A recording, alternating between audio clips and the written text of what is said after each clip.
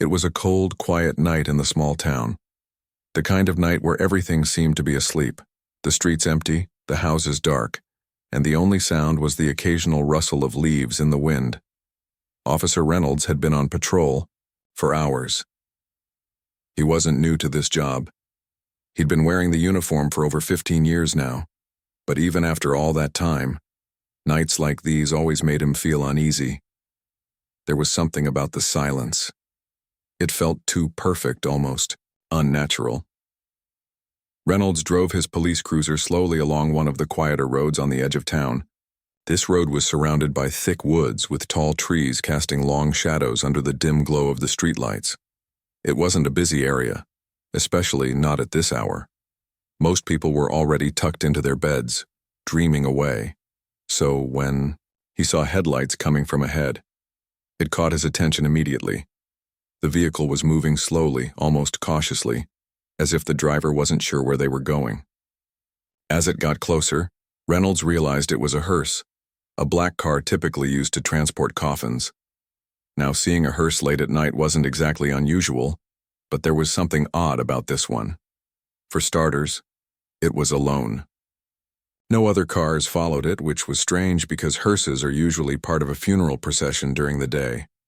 And second, its taillights kept flickering on and off, like the driver couldn't decide whether to signal or not. Something didn't sit right with Reynolds. His instincts told him to check it out. Maybe it was nothing, just someone taking a wrong turn or having car trouble, but maybe it wasn't. In his line of work, you learn to trust your gut. You couldn't afford to ignore the little things that seemed out of place. So, without hesitation, he turned on his flashing lights and signaled the hearse to pull over. The driver obeyed, pulling the car onto the shoulder of the road. Reynolds, parked behind it, grabbed his flashlight and stepped out of his cruiser. The air was crisp, carrying the faint scent of pine from the nearby forest. He walked up to the driver's side window, his hand resting lightly on the holster of his gun, not because he expected trouble, but because it paid to be careful.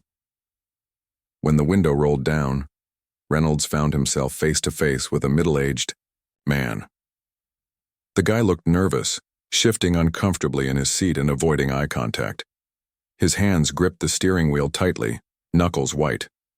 Reynolds greeted him politely and asked for his license and registration. The man fumbled through his glove compartment, eventually producing the documents, but his movements were shaky, hesitant. "Is everything okay?" Reynolds asked, shining his flashlight into the car. "What are you doing out here so late?" The man hesitated before answering. I'm just delivering a body," he stammered, his voice barely above a whisper. Delivering a body? At this hour? Alone? That explanation raised more questions than it answered. Reynolds pressed further. "Where are you coming from? Where are you headed?" Again, the man stumbled over his words. "From, the city morgue. Taking it to another county. Family requested it." Reynolds frowned. Something about the story didn't add up. If this really was a legitimate delivery, why was the man acting so jumpy? Why was he driving such an isolated route instead of sticking to the main highway? And why did the whole situation feel off? Deciding to dig deeper, Reynolds asked the question that would change everything. "All right," he said firmly. "Pop the trunk. Let me see the coffin." The man froze, his eyes widening in panic. What? No, you can't do that," he protested, shaking his head vigorously. "It's disrespectful. You can't open a coffin without permission." But Reynolds wasn't backing down. His gut told him this was important. "Sir, I need to confirm what you're transporting," he said calmly but firmly. "If everything's above board, you got nothing to worry about. Now please open the trunk." For a moment, it looked like the man might refuse. His lips trembled and sweat glistened on his forehead despite the cool night air. Finally, with a defeated sigh, he stepped out of the car and walked to the back. With trembling hands, he unlocked the trunk and lifted the lid. Inside sat a polished wooden coffin, simple yet elegant. Everything appeared normal, at first glance. But as Reynolds leaned in for a closer look, he noticed something strange. A faint noise came from inside the coffin. It was soft, Almost imperceptible, but it was there. Like a groan. Or a moan. His heart skipped a beat. What the hell was going on here? Without saying a word, Reynolds gestured for the man to help him lift the lid of the coffin. Reluctantly, the man complied.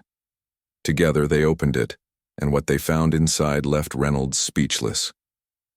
Lying inside, wrapped in a white shroud, was a figure that looked every bit like a corpse. Pale skin, closed eyes, hands folded neatly across its chest. But then, it moved. Just slightly, but enough to send chills down Reynolds's spine. The figure groaned again, louder this time, and shifted weakly as if trying to sit up. Reynolds stumbled backward, his mind racing. Was this some sort of sick prank? A practical joke gone horribly wrong? Or was he dealing with something far stranger, something beyond explanation?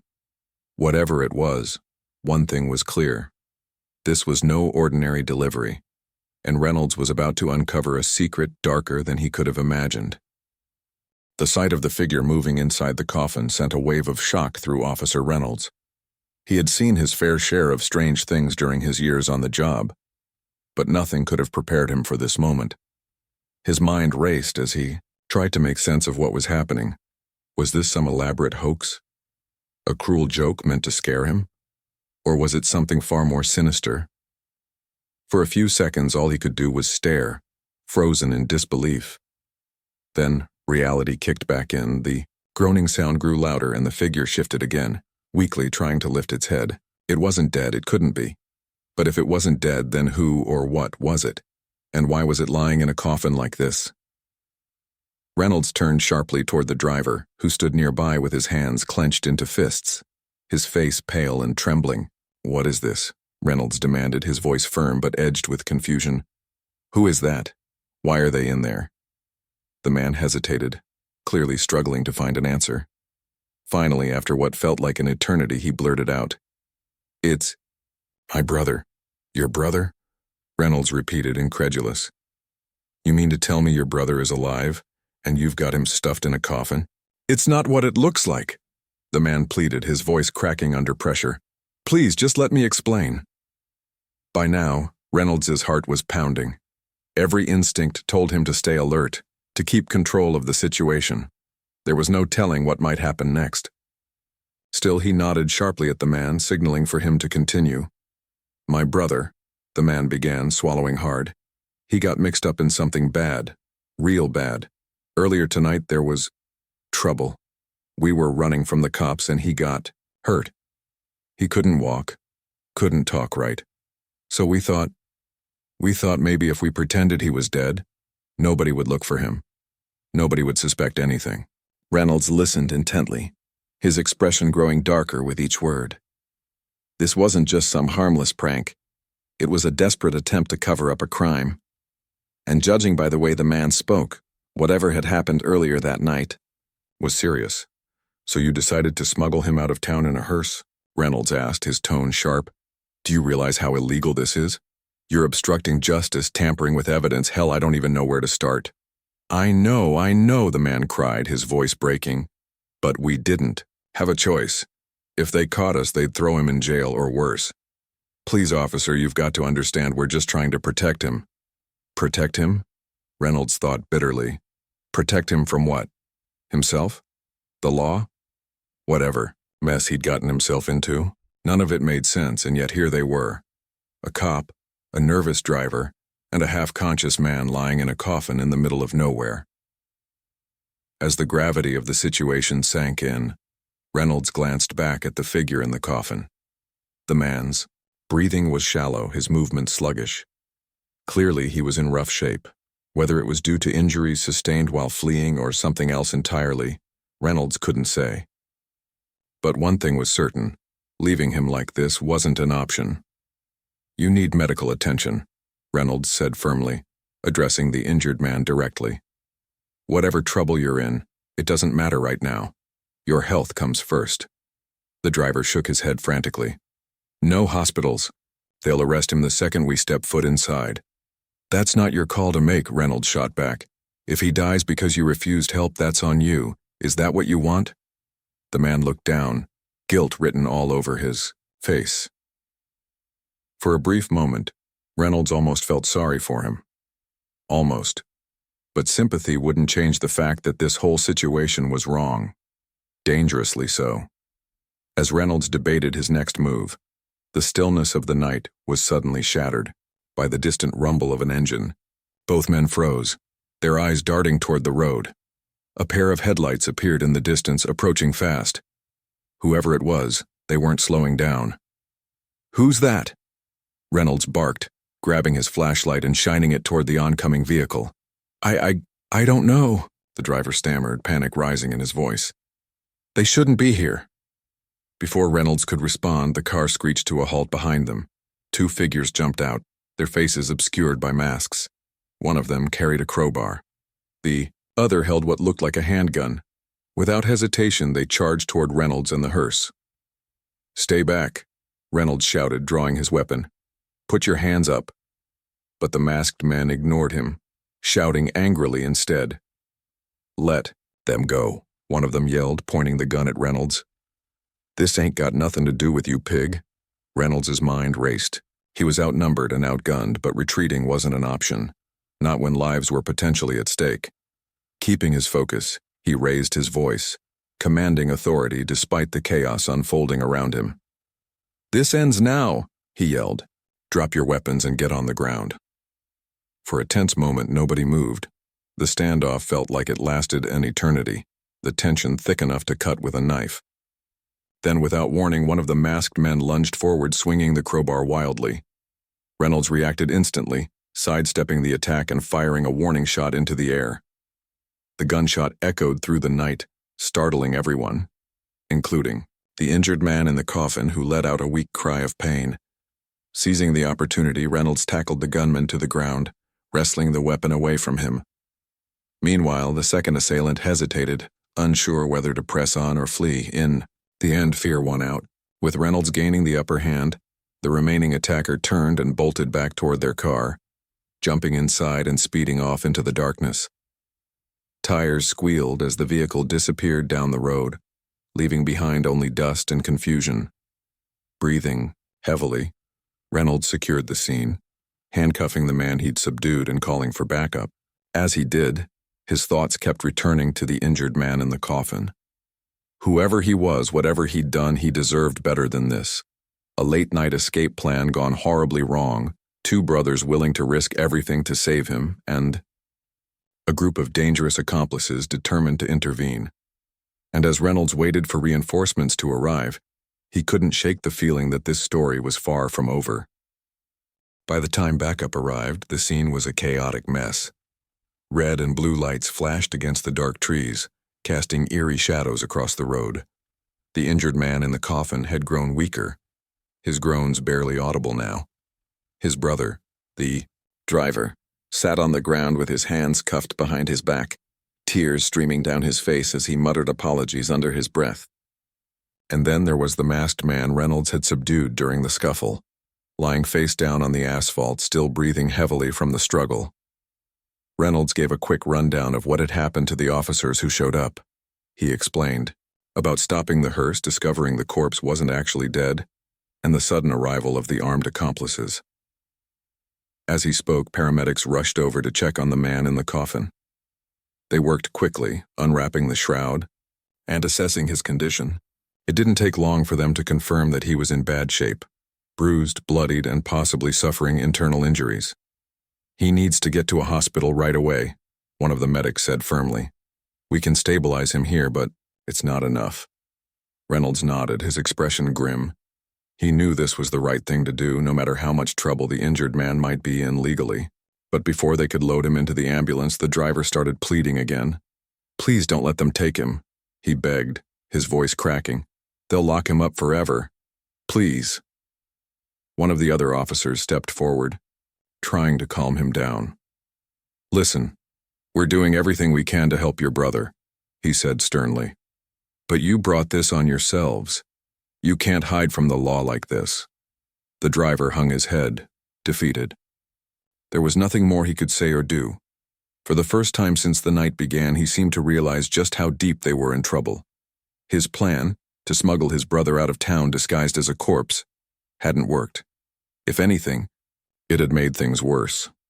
As the paramedics loaded the injured man into the ambulance, Reynolds turned his attention back to the scene. Backup officers were already combing through the hearse, searching for any clues that might explain why these men had gone to such extreme lengths to protect their friend. Meanwhile, the masked attacker sat in the back of a police cruiser, refusing to speak. His silence only added to the mystery. While all of this unfolded, Reynolds couldn't stop thinking about the bigger picture. Who exactly was the injured man? Why were people willing to risk so much for him? And what kind of trouble had he gotten himself into that would lead to a nighttime chase involving a hearse, fake corpses, and armed thugs? To answer those questions, Reynolds decided to focus on the driver. He uncuffed him briefly and led him to the side of the road away from the commotion. Sitting on the hood of his cruiser, Reynolds pulled out his notebook and pen, ready to dig deeper. "All right," he said, his tone calm but firm. "Let's start from the beginning. Who is he? What happened tonight?" The driver hesitated, clearly torn between loyalty to his brother and the weight of the situation. Finally, he sighed and began to talk. "My brother," he started, his voice shaky. "He got involved with some dangerous people. A gang, I guess you'd call them. They promised him easy money, fast cash, but it wasn't like that at all. Things went south real quick." "What do you mean, things went south?" Reynolds pressed. "They were planning a robbery," the driver admitted, lowering his gaze. "A big one. My brother was supposed to be part of it, but when the cops showed up, everything fell apart. Everyone scattered. Most of them got away clean, but my brother, he didn't. He tripped, hit his head, and ended up bleeding pretty bad. When I found him, he could barely walk, let alone run. So instead of calling for help, you decided to fake his death?" Reynolds asked, raising an eyebrow. "I panicked," the driver exclaimed, his voice rising. "I thought if anyone found out he was alive, if the gang or the cops figured it out, they'd come after him. Or worse, they'd come after me too. So I came up with this stupid idea. I thought if we pretended he was dead, nobody would look twice. We could sneak him out of town and lay low until things blew over." It sounded ridiculous, even to Reynolds. Faking someone's death and stuffing them in a coffin wasn't exactly a foolproof plan. But desperate people did desperate things, and it was clear the driver had been operating out of fear, not logic.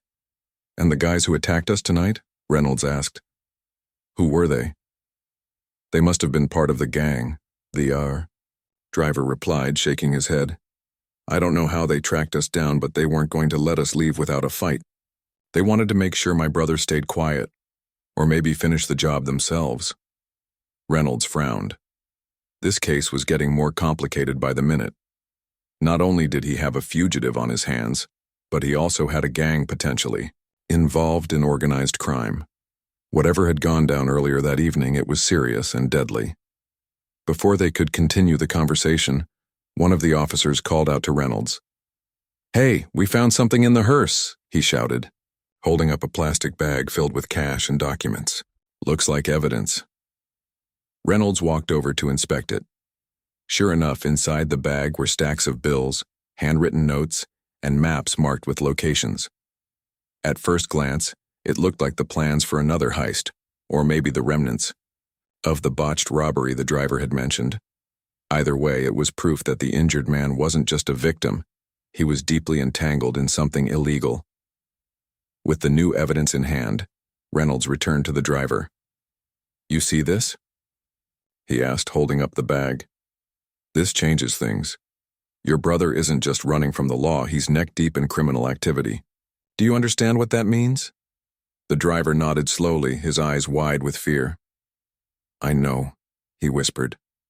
"But he's still my brother. I couldn't just leave him behind." Reynolds understood loyalty. It was something he valued deeply, but blind loyalty wouldn't save anyone tonight. The truth was, the injured man needed medical care, and the authorities needed answers. Protecting him wasn't helping anyone anymore. In fact, it was putting more lives at risk. As the ambulance sped off toward the hospital, sirens wailing, Reynolds climbed back into his cruiser. The adrenaline rush from earlier was starting to fade, replaced by a mix of frustration and exhaustion. He glanced at the driver who was being led to another police car and shook his head. People always thought they could outrun their problems, but sooner or later, reality caught up with them. Still, Reynolds couldn't shake the feeling that this was only the beginning. Something about this whole situation felt unfinished, like there were pieces missing from the puzzle. Whoever the injured man was, whatever role he played in the gang, his story wasn't over yet, and neither was Reynolds's. By the time the ambulance carrying the injured man disappeared into the distance, the night had taken on a surreal quality. The flashing lights of police cruisers illuminated the dark forest around them, creating an almost cinematic scene. But, for Officer Reynolds, there was no glamour in this moment, only the weight of responsibility pressing down on his shoulders. He knew that while one part of the chaos had been contained, the larger mystery remained unsolved. The driver, the man, who had tried to smuggle his brother out of town in a coffin, was now sitting in the back of a patrol car, his head bowed and his hands cuffed. Despite his earlier protests, he seemed to have accepted his fate. Every so often he'd glance up at the hearse as if hoping it might somehow offer him a way out of the mess he'd created. But it was just a vehicle now, impounded as evidence, along with the bag of cash and documents found inside. Reynolds stood near the road, reviewing the details of what had happened. His mind kept circling back to the gang. Who were they? What exactly had gone wrong during their botched robbery? And why were they so desperate to silence the injured man? These questions gnawed at him, but he also knew he couldn't solve everything tonight. For now, his priority was ensuring everyone involved was accounted for and safe. As the officers worked to secure the area, one of them approached Reynolds with more information. "We got prints off the masked guy," he said, referring to the attacker Reynolds had subdued earlier. "Turns out he's got a record, a long one. Armed robbery, assault, breaking and entering. Looks like he's tied to some bigger operations, too." This revelation didn't surprise Reynolds. Everything about this case screamed organized crime. The amount of money found in the hearse, the detailed maps, the handwritten notes, it all pointed to something far beyond a simple theft. This wasn't just a group of amateurs messing around.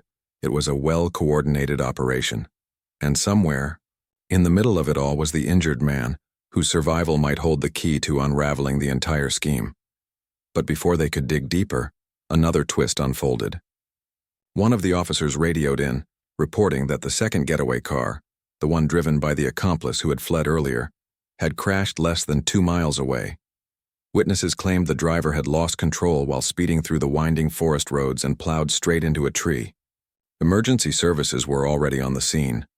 Reynolds immediately hopped into his cruiser and sped toward the location. His heart raced as he navigated the narrow, shadowy roads. This night was turning into a chain reaction of events, each new development pulling him further into the tangled web of danger and deception. By the time he arrived at the crash site, emergency vehicles surrounded the mangled car. Paramedics were working frantically to extract the unconscious driver from the wreckage. Reynolds stepped out of his cruiser and approached cautiously. The smell of gasoline filled the air, mingling with the damp scent of leaves. Shards of glass glittered on the ground like broken stars, and the front end of the car was crumpled beyond recognition. It was clear the driver wouldn't be walking away from this anytime soon, if he survived at all. One of the paramedics looked up as Reynolds approached. "He's alive," she said quickly, "but barely. We're stabilizing him now. Won't be able to question him tonight." Reynolds nodded, taking in the scene. Another piece of the puzzle had fallen into place, but not in the way anyone expected. The fleeing accomplice hadn't managed to escape justice after all. Instead, his reckless attempt to evade capture had led to disaster. As Reynolds watched, the medics load the driver onto a stretcher. He couldn't help but feel a pang of sadness, no matter how deep someone was entrenched in crime. Moments like these served as a stark reminder of humanity's fragility. With the injured accomplice now en route to the hospital, Reynolds turned his attention back to the car itself. Officers were combing through the wreckage, searching for anything that might shed light on the gang's activities. Inside, they discovered more evidence: a duffel bag stuffed with stolen goods, including jewelry, electronics, and what appeared to be forged documents. Clearly, this wasn't just a random getaway car. It was packed with loot from the same robbery the injured man had been involved in. "This is getting bigger by the minute," one of the officers muttered, shaking his head. "How many people are we dealing with here?" It was a good question, one Reynolds didn't yet have an answer to.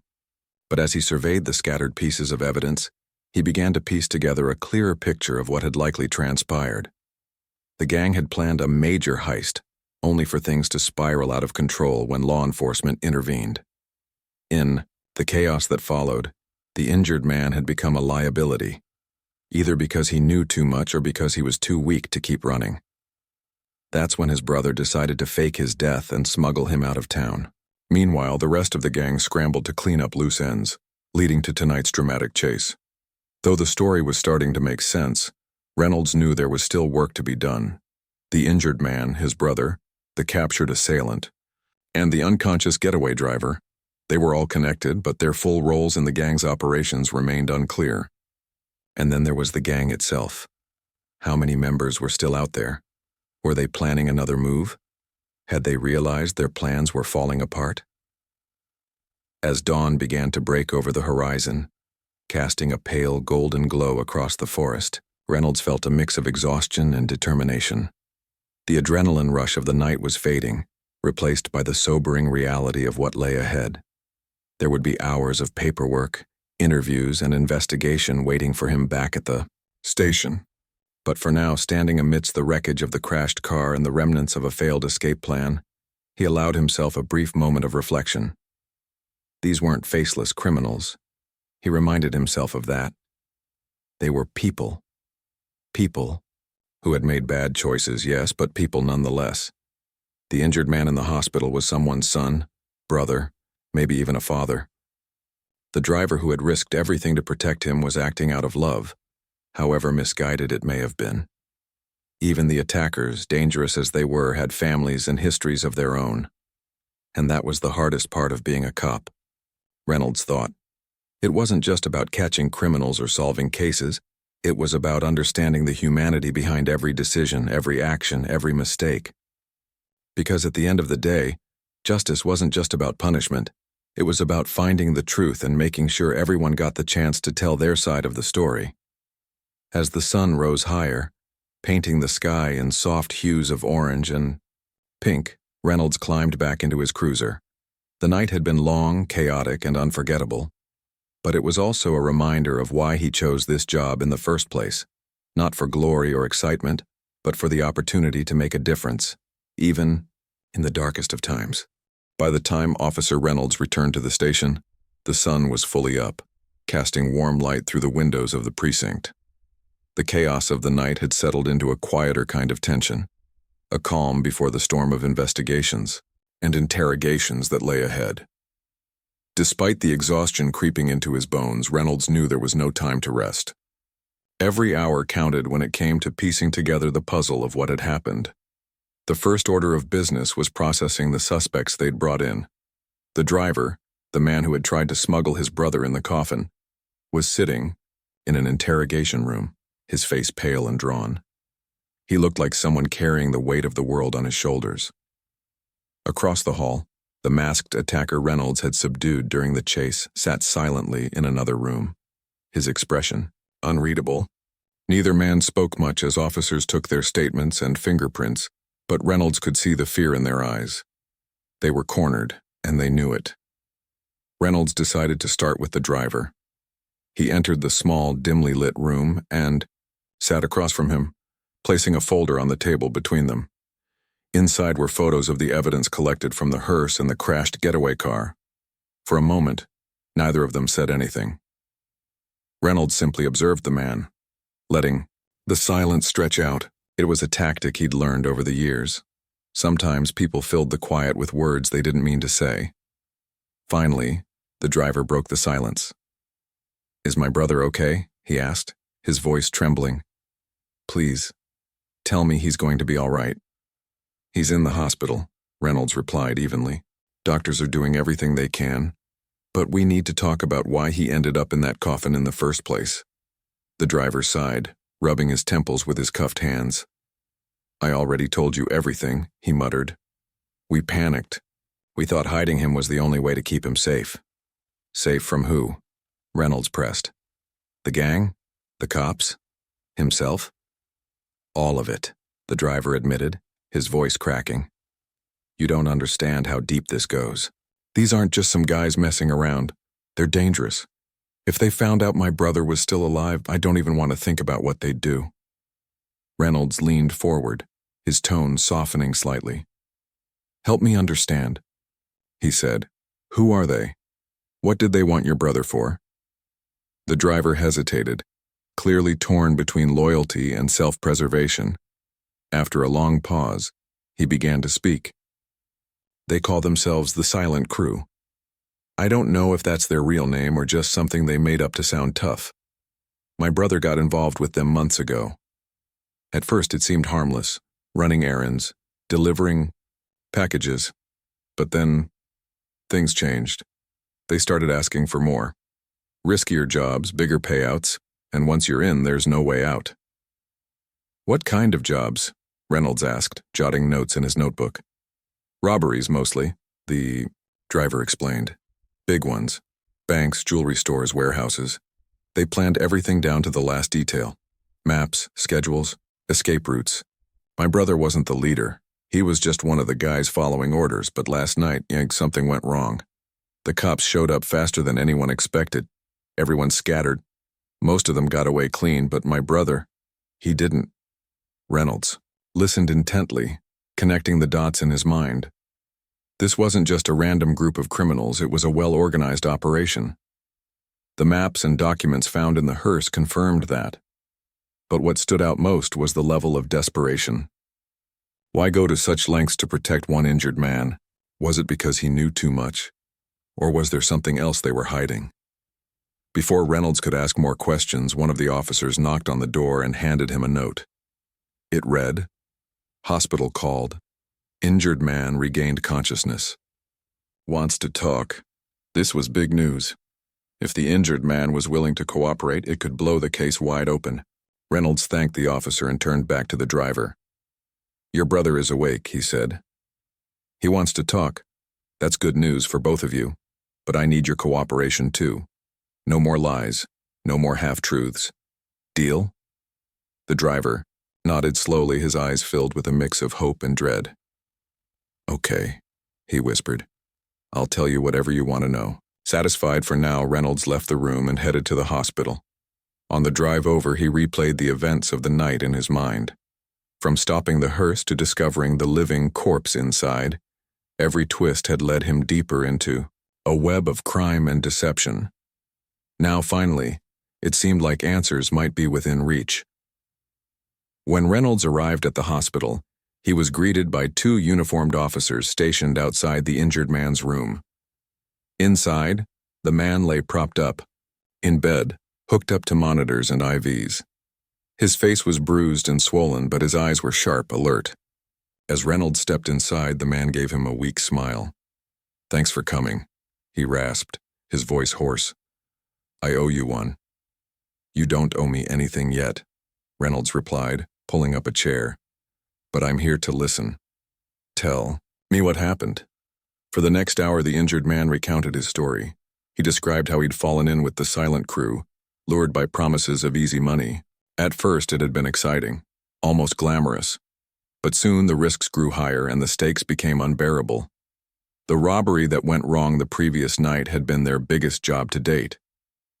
When the police showed up unexpectedly, panic set in. His fellow gang members abandoned him without a second thought, leaving him bleeding and helpless. "I didn't want to die," he admitted, tears welling up in his eyes. "So when my brother found me, I begged him to help. I didn't care how crazy the plan sounded, I just wanted to live." Reynolds listened carefully, noting every detail. By the time the conversation ended, he had a clearer picture of the gang's structure, their methods, and their motivations. More importantly, he understood the human cost of their actions, the broken trust, the shattered lives, the desperate choices people made when backed into a corner. As he left the hospital, Reynolds felt a mix of emotions. relief that the injured man was willing to cooperate, anger at the gang for exploiting vulnerable people, and sadness for the driver, who had risked everything for family loyalty.